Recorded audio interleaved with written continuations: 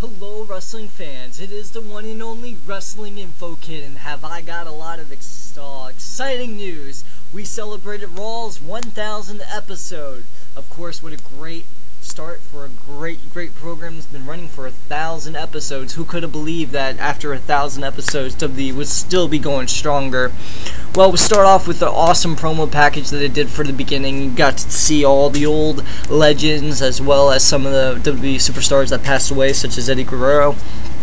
We start off Raw with Vince coming out and introducing DX, and we see X-Pac, Billy Gunn, Shawn Michaels, Triple H, and the Road Dogg Jesse James. Then Damien Sandow comes down, and this is kind of interesting. A lot of people are asking me, like, what do you know about this Damien Sandow character? Well, believe it or not, it's actually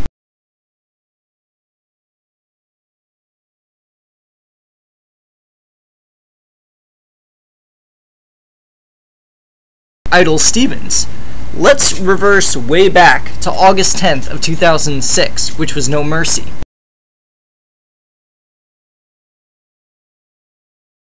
Think real close.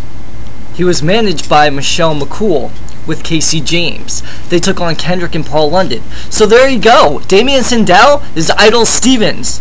Yes, that's right. So there you go. There you have it. Everybody says, he looks like the genius from, WWF era. And he does, too. He looks like Lenny Profo.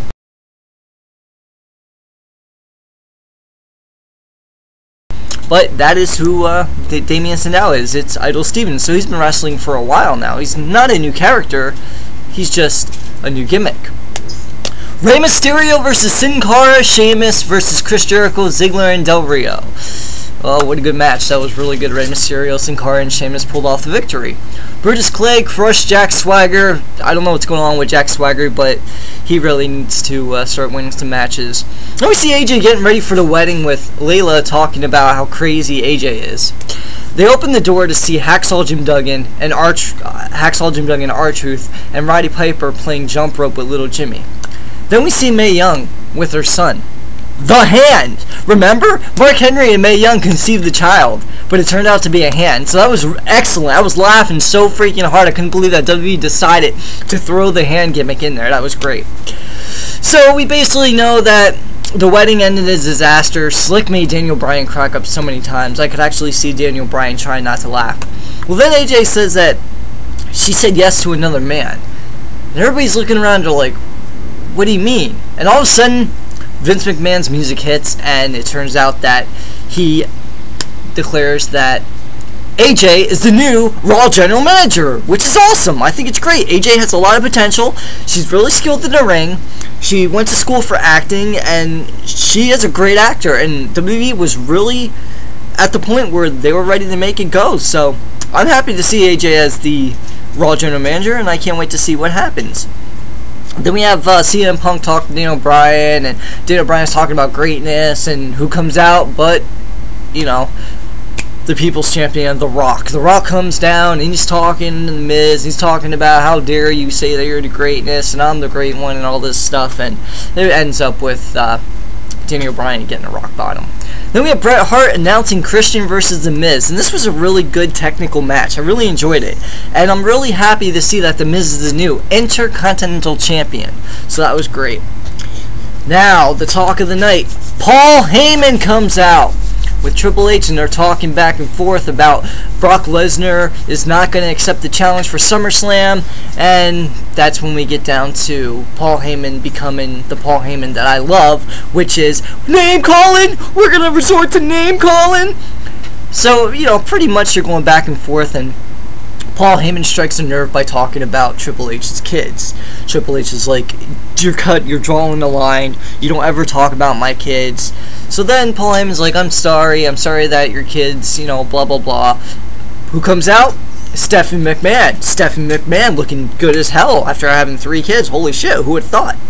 She's coming down to the ring, she steps into the ring, and goes right to Paul Heyman and says, how dare you how dare you talk about my kids and all this stuff. And he's talking about how he never would relate to anything. He failed at ECW. He failed as a father. Then she talks about her father, and of course, Paul Heyman, being the guy that he is like, oh, we're going to talk about Daddy now. And long story short, she smacks him across the face, and he loses his mind and says, "That's it! You want it! You got it! That's you want to see your husband get beat?" Boom! We know it's official. Brock Lesnar, Triple H. But what happens? Stephanie starts attacking Paul Heyman on the floor, and then comes, that's right, then comes Brock Lesnar. Brock Lesnar comes right down to the ring. He spears Triple H right into the ring post and just starts nailing him and nailing him. They start fighting back and forth, and pretty soon, Triple H clotheslines him over the ring, and we see Brock Lesnar now. Brock Lesnar actually has been working out a lot. He's looking really good, so I can't wait to see this match. Heath Slater versus Lita. Interesting. Lita comes back, and Heath Slater's like, "Hey, if I want to face you, I'll face you." But Lita says, "Oh, I brought backup." And who comes out? APA. JBL and Ron Simmons. That's right. So Heath Slater's like, "Oh, I ain't having this." So he starts making his way up to the aisle, and what happens? All the legends that Heath Slater has faced come out. Sid, Vader, Doink, Rikishi, Bob Backlund, APA, JBL, Ron Simmons, Roddy Piper, Sergeant Slaughter, DDP, Animal, and they beat up on him. And then we have the interview with Bryan and Sean Mooney.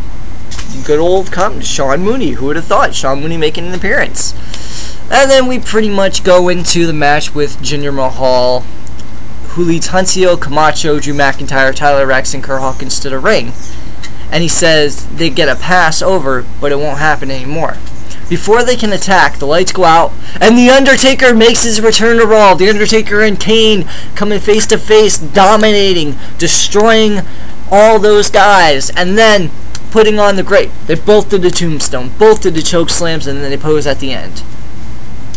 And now, it's the talk of the night. The that's right, it's the big moment. Everybody is wondering, is John Cena going to win the title? Is John Cena turning heel tonight? Well, we see John Cena versus CM Punk, and that was going on with a good match. Big Show interferes when Cena counters the GTS and puts him in the STF. Big Show starts beating on Cena, and CM Punk watches, and it looks like CM Punk's confused. Then we see The Rock come running down and gives Big Show a spine buster, and before you know it, CM Punk clotheslines The Rock, and boom! CM Punk is now a heel. And people are asking me, what do I think about that? It is awesome. That's right. CM Punk was awesome when he came into the WWE. He was badass when he was a heel. He's badass when he's a good guy. It doesn't matter if he's good or bad. CM Punk is the best in the world. So, we'll go on to that.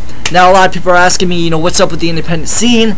James Brickhouse was at the show last night. I haven't got the results back, but he will be calling me, and we will be having a live chat with him on the show. Ladies and gentlemen, it's Independent Brickhouse reporting back to you from the EPWE Underground Summer Spectacular, which happened live last night at the West End Youth Center in Allentown.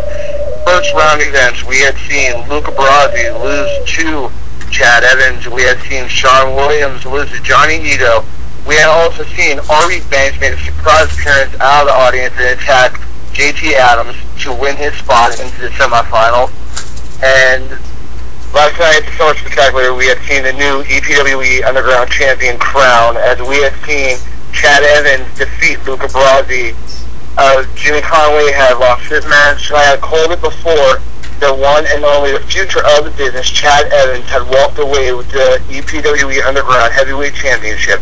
Some great matches which happened last night, as we had seen the Shawn Williams lose to Johnny Ito, we had seen Luca Brasi lose to Chad Evans, and the way Chad Evans ended this match, Luca Brasi came off with the go for a flying headbutt as Chad Evans was laying on the ground. Chad Evans out of nowhere pops up out the ground, nails the cutter, gets the pin. Great match. But Ari Banks, sorry again, you were one of the fantastic wrestlers that I've ever seen. However, your little sneak attack on JT Adams, come on, that just proves how much of a wuss you actually are, man. And now next month you got a match against Johnny Ito, and I quit. Whoever loses that match is out of business for good. You might want to try a new trick if you're going to think that that's going to work on Johnny Ito. Ari Banks, I'm really sorry to say this to you, but Johnny Ito made you. Johnny Ito made the young aces. There's nothing more you can do about it, plain and simple. Now, next month, Saturday, August 25th, West End Youth Center. Doors open at 6:30. Tickets are just $10. This is going to be the new August Mania that we are having there. Now, this is already lined up. What's going to happen beginning of the night, Chad Evans is going to be 4 opponents. What's going to happen, those 4 are going to wrestle off into a fatal 4-way with Chad Evans as a special guest referee. The winner of that match later on goes on to meet Chad Evans for the EPWE Underground Championship. Also in action, we will have AJ Evans versus Sean Hayes for the United States Championship. This is what? AJ, I believe this is almost your 3rd shot at the United States Championship ever since you lost it. You give it up. You're not going to do it. And if you're going to do this match, do it right. This is August Mania, the biggest event of the EPWE Underground. Don't bring it back up. Just lace up your boots, put on your trunks, come around and see if you got it. Take on Sean Hayes to regain what you claim is yours. In my eyes, sorry pal, it isn't. This is, and much, much more. Who's going to step up and take on SPF for the Tag Team Championship? Still to find out.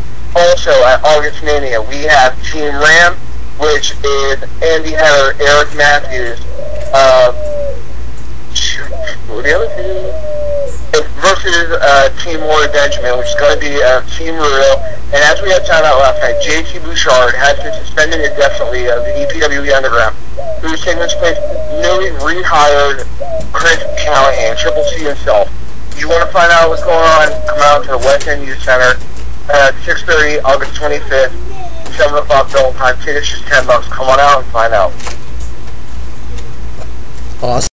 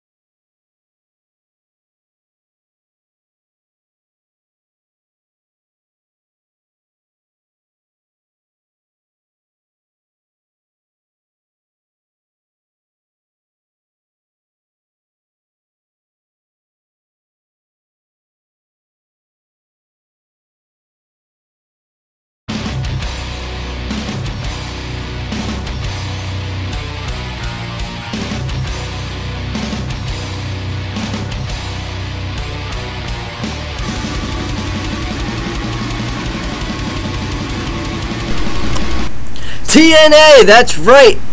Impact Wrestling results. Okay, so we start off with TNA. Sting making his way down to the ring announces that Hulk Hogan is home with titanium plates and screws all in their hands, and basically Dixie Carter has appointed him Raw General Manager, and he calls him out, and Austin Aries makes his way out instead, and Aries says he admires Sting's courage, but he says Aces of Eights is all about numbers, and he understands they're trying to make a statement. Well, it's making a statement, says if any of them show up tonight, he's jumping on them and making a statement. So basically we go backstage to Jason Harvey, who's trying to get answers from Rude about his allegations, and he says he knows it's Storm who's in charge of the Aces of Eights. So that kind of ends not bad because he leaves. Gail Kim and Madison Rayne versus Tara and Mickie James. Well, it looks like winners of the match was Madison Rayne and Gail Kim, with a weird, interesting storyline that's going on with Earl Hebner. I don't really care to know what's going on, but that's just weird. Backstage, Sting is asking Austin Aries for help with the X Division. So we go into gut check with contestant Sam Shaw. Sam Shaw faces Douglas Williams, and Williams and Shaw lock up, and side headlock by Shaw, shoulder blocked, Irish whip, and backdrop, but Shaw lands on his feet, drop kick to Williams, followed by a backdoor body drop, neck breaker by Shawn into a cover, but gets a 2 count. Shaw with the slam on Williams, Shaw to the top, Williams cuts him off, Williams in control with an Irish whip, and double knees him into the corner. Snap mirror of the corner, and a slap by Williams, roll up spring and a pin, 1, 2, 3. Winner of the match was Douglas Williams. During this match, there was an altercation between Al Snow and some mysterious character who we actually do find out who it is, Joey Ryan. So we go backstage, and Austin Aries is set to make his cut to the side who faces Zema Ion tonight. So he sends Ion out of the office, and the meeting continues, and he makes his first cut, sending Rashad Cameron walking. Then we see the return of Chavo Guerrero making his way to the Impact Zone with a huge ovation. I mean, he really knocked it out. People were yelling Chavo, and I was hearing some Guerrero chants like Eddie Guerrero, Eddie, Eddie, Eddie. And then he gets interrupted by Kid Cash, and he's asking like where his family is, and Chavo says these people are his family, and Cash says he's not talking about the people. He wants to know where Hector Chavo Sr. is, and Chavo decks him, and it's a 2-on-1 double team until Hernandez runs out and evens things up. He sends Gunner over the top to the outside, and Chavo disposes of Kid Cash with a drop kick, and Chavo and Hernandez stand tall.